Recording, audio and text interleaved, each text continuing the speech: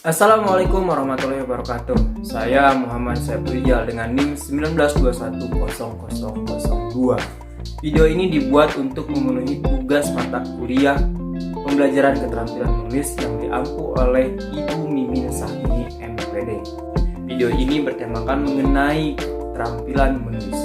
Sebelum kita membahas implementasi dari keterampilan menulis tersebut, baiknya kita mengetahui atau memahami apa itu menulis. Menurut Tarigan, menulis merupakan salah satu dari keterampilan berbahasa. Setelah yang pertama, dari keterampilan berbahasa tersebut ada yang namanya listening skill atau kita tahu artinya keterampilan menyimak. Yang kedua, ada yang namanya speaking skill, yaitu keterampilan berbicara. Yang ketiga, ada yang namanya reading skill, yaitu keterampilan membaca. Yang keempat, ada yang namanya adalah writing skill atau keterampilan menulis. Menulis sendiri merupakan suatu kegiatan atau aktivitas penuangan ide, pikiran, gagasan ke dalam bentuk tulisan, atau bisa juga diartikan dengan suatu aktivitas komunikasi secara tidak langsung melewati tulisan. Nah, setelah kita memahami dari keterampilan menulis itu sendiri, mari kita implementasikan keterampilan menulis tersebut ke dalam karya tulis.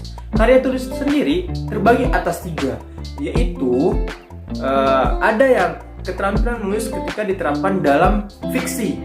Fiksi sendiri di dalamnya banyak, ada novel, ada cerpen, ada puisi, pantun, dan yang lainnya. Terus yang kedua ada yang namanya non-fiksi. Non-fiksi itu banyak juga, ada artikel, jurnal, makalah, atau skripsi bagi yang sedang menjalani strata 1 sarjana. Atau yang kedua ada tesis, yaitu strata 2. Yang ketiga ada disertasi untuk strata 3. Terus kemudian ada yang namanya faksi. Faksi itu ketika kita menulis biografi dan atau autobiografi.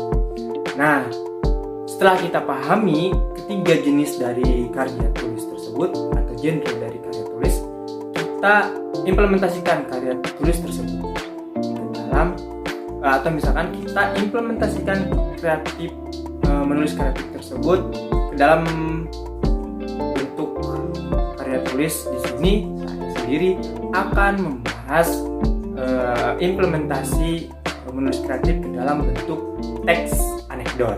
Nah, sebelum kita membahas langkah-langkah dari menulis teks anekdot, kita pahami dulu apa itu teks anekdot. Teks anekdot merupakan suatu cerita kejadian seseorang yang di dalamnya mengandung unsur lucu atau menghibur, tapi tidak sampai berhenti di lucu. Di dalam teks anekdot terkandung juga pesan dan kritikan. Setelah kita pahami apa itu teks anekdot, kita masuk ke langkah-langkah dalam menulis teks anekdot. Yang pertama, dalam menulis teks anekdot, yang pertama kita harus menentukan topik cerita.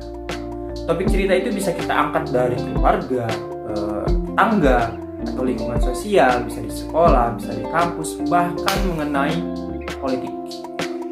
Terus yang kedua, dalam langkah-langkah teks anekdot, kita harus menentukan referensi.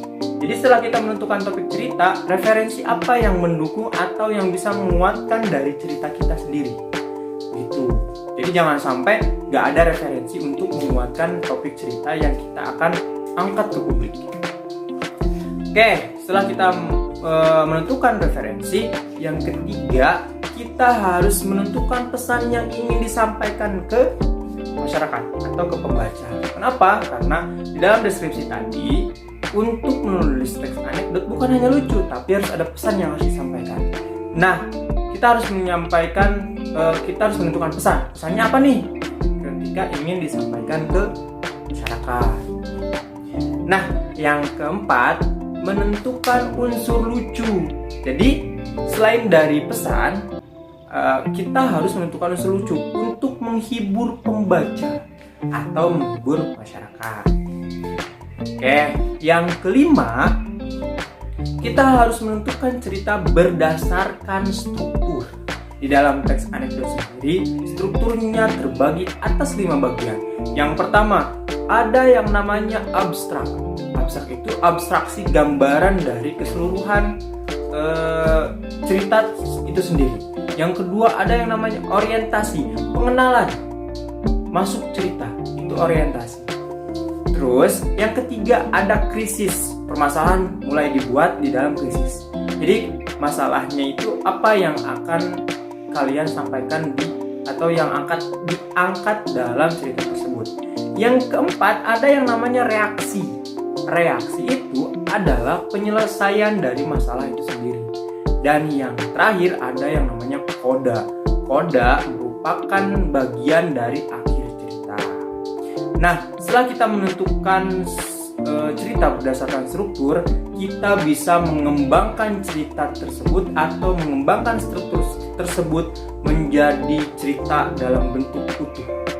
Setelah kita membuat cerita secara utuh, kita bisa mempublikasikan atau menyebarluaskan cerita teks anekdot itu sendiri.